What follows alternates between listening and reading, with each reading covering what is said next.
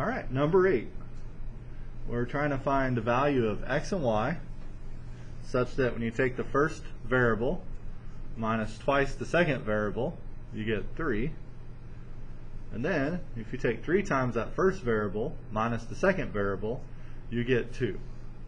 I have actually met students who could just sit there, stare at that, and go, oh, that's the answer that would work. Okay, but most people can't do that. I can't do that. Not that that doesn't mean you can't, but I know I can't.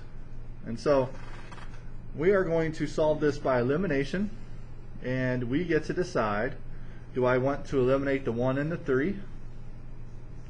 Which 1 and 3 are almost opposites. Count by 1s, 1, 2, 3. Count by 3s, 3. The least common multiple is 3.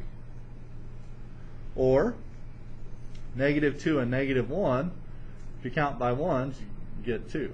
So in this problem, it really does not matter if you eliminate the x's or the y's. It really, one is not easier than the other. So which one do you want to eliminate? X's or y's? Did you say y? Let's do y's.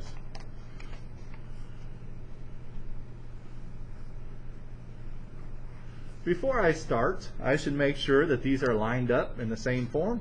X's, y's, constant. We call that standard form. Okay, so everything's lined up. We want things lined up so that when we add them, things are in the right place value. Alright, so negative 2 and negative 1. They're both negative. I want one of those to be positive. It does not matter which one.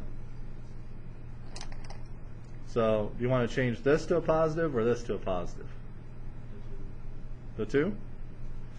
So you're saying that you want to multiply this by negative 1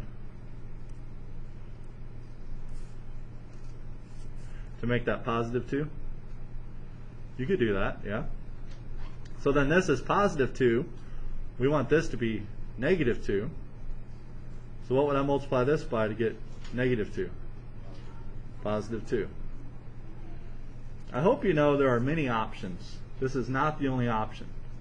And this is where kids get scared because they think that this is the only option that will work. This is just one of the many options. So negative 1 times x, negative x, negative 1 times negative 2y, positive 2y, negative 1 times 3, negative 3.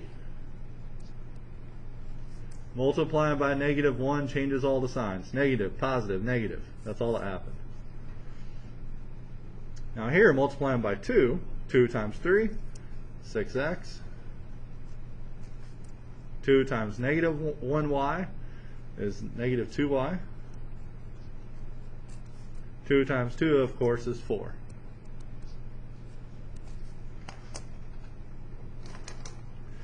Now, if there is nothing that's opposite, then you did something wrong.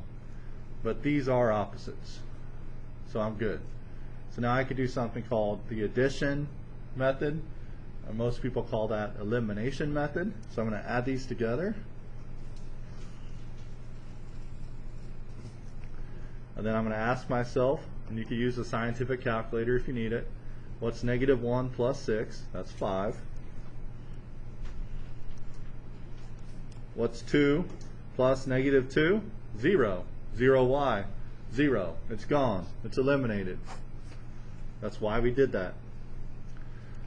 Negative 3 plus 4 is 1. I can see why you guys are asking me this one. Because we just got a fraction. And sometimes you do get fractions. I need to finish. I divide both sides by 5. Almost took a huge step. X equals 1 divided by 5. 1/5 is rational. If you want, if 1/5 scares you, that's the same thing as 0.2.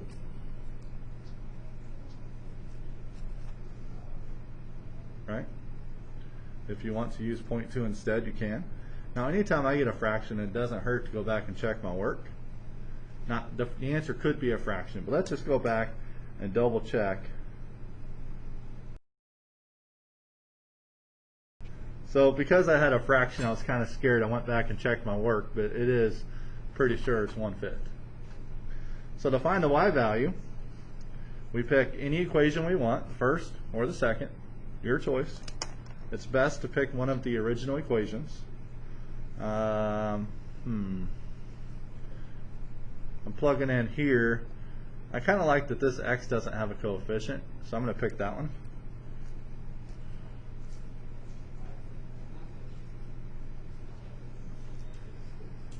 But this time, I know that x is 0.2, so I could put 0.2 in here.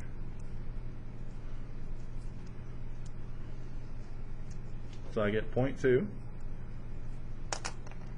or 1/5, same thing, minus 2y is 3. Take away 20 cents from both sides.